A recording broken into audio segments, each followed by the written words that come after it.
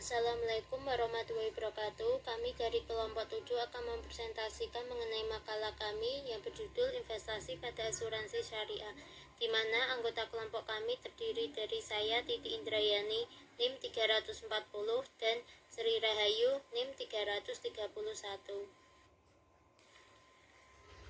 Yang pertama yaitu mengenai asuransi syariah. Asuransi syariah atau dikenal dengan istilah at-tamin, at-takaful atau ad-domin adalah usaha saling melindungi tolong-menolong di antara sejumlah orang atau pihak melalui investasi dalam bentuk aset dan atau tabaruk, memberikan pola pengembangan untuk menghadapi resiko melalui akad yang sesuai dengan syariah. Landasan filosofis asuransi syariah. Di sini ada beberapa landasan yang memperbolehkan dilakukannya asuransi syariah. Yang pertama yaitu dasar hukum dari Al-Quran, di mana terdapat di dalam surat Yusuf ayat 43-49 yang artinya Allah menggambarkan contoh usaha manusia membentuk sistem proteksi menghadapi kemungkinan yang buruk di masa depan. Yang kedua yaitu pada surat Al-Baqarah ayat 118 yang artinya, dan janganlah kalian memakan harta di antara kamu sekalian dengan jalan yang batil, dan janganlah kalian bawa urusan harta itu kepada hakim yang dengan maksud kalian hendak memakan sebagian harta orang lain dengan jalan dosa, padahal kamu tahu. Yang selanjutnya yaitu pada surat Al-Hasyr ayat 18 yang artinya, hai orang-orang yang beriman, bertakwalah kepada Allah dan hendaklah setiap diri memperhatikan apa yang telah diperbuat untuk hari esok atau masa depan, dan bertakwalah kamu kepada Allah, sesungguhnya Allah Maha mengetahui apa yang engkau kerjakan. Yang landasan yang selanjutnya yaitu mengenai ijtihad. Yang pertama ada dari fatwa sahabat Umar bin Khattab berkata, orang-orang yang namanya tercantum dalam diwan tersebut berhak menerima bantuan dari satu sama lain dan harus menyumbang untuk membayar hukuman atau ganti rugi atas pembunuhan tidak sengaja yang dilakukan oleh salah seorang anggota masyarakat mereka. Yang kedua yaitu ijtihad.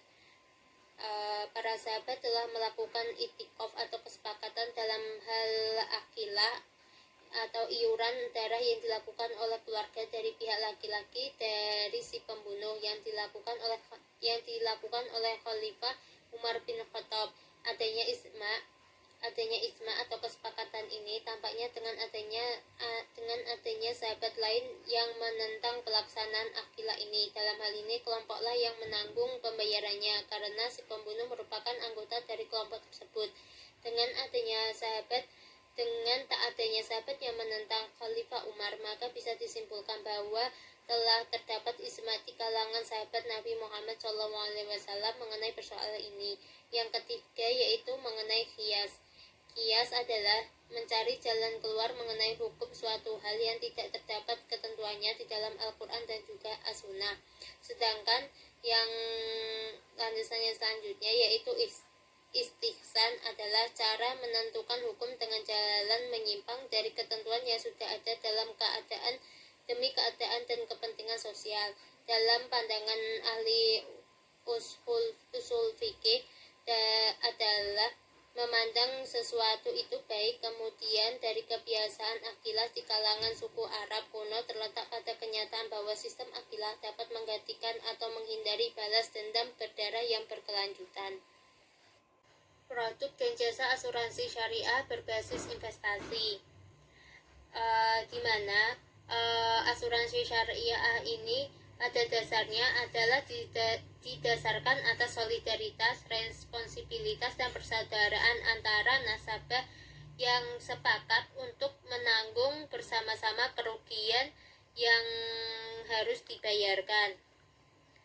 Nah, terdapat 3 jenis produk takaful atau asuransi syariah yang ada. Yang pertama yaitu takaful umum. Produk ini menawarkan perlindungan atau jaminan terhadap risiko yang bersifat umum untuk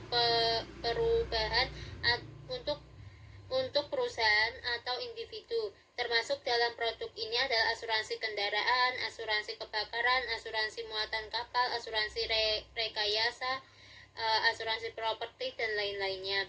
Sedangkan yang kedua yaitu takaful keluarga atau asuransi jiwa Islam. Produk ini memberikan jaminan untuk partisipasi individu atau badan-badan usaha dalam jangka panjang yang biasanya berkisar antara 10 sampai 40 tahun. Di antaranya produknya adalah perencanaan medis, pendidikan, kecelakaan, perkawinan, perencanaan haji dan umroh, dan lain-lainnya. Yang ketiga yaitu retakaful. Perusahaan retakaful menawarkan jaminan untuk perusahaan takaful terhadap berbagai resiko, kerugian, atau penipisan modal dan Berikutnya yaitu manfaat klaim berinvestasi tafakul. Bagi peserta yang masih hidup hingga berakhirnya masa kontrak akan memperoleh: yang pertama, seluruh iuran yang ada dalam rekening peserta ditambah. Yang kedua, porsi bagi hasil investasi dari dana pada rekening peserta ditambah. Yang ketiga, kelebihan dari dana kontribusinya yang ada pada rekening khususnya Tabaru setelah dikurangi pembayaran klaim dan biaya operasionalnya. Bagi peserta yang meninggal sebelum berakhirnya masa kontrak, ahli warisnya akan memperoleh seluruh iuran tersebut yang ada dalam rekening peserta ditambah. Porsi bagi hasil investasi dari dana pada rekening peserta ditambah. Santunan berupa sisa kewajiban untuk menyetor kontribusi dihitung dari saat meninggalnya sampai berakhirnya masa kontrak. Dana dimaksud ini diambilkan dari rekening khususnya Tabaru para peserta yang memang disediakan untuk itu. Peserta yang mengundurkan diri sebelum berakhirnya masa kontrak akan memperoleh seluruh iurannya yang ada dalam rekening peserta ditambah.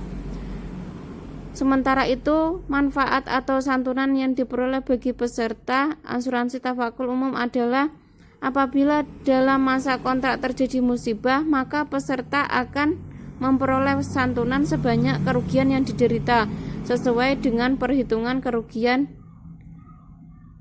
yang wajar. Apabila hingga berakhirnya masa kontrak tidak terjadi musibah. Terima kasih dan sekian presentasi dari kelompok 8. Jika ada yang belum paham boleh bertanya atau berdiskusi. Terima kasih.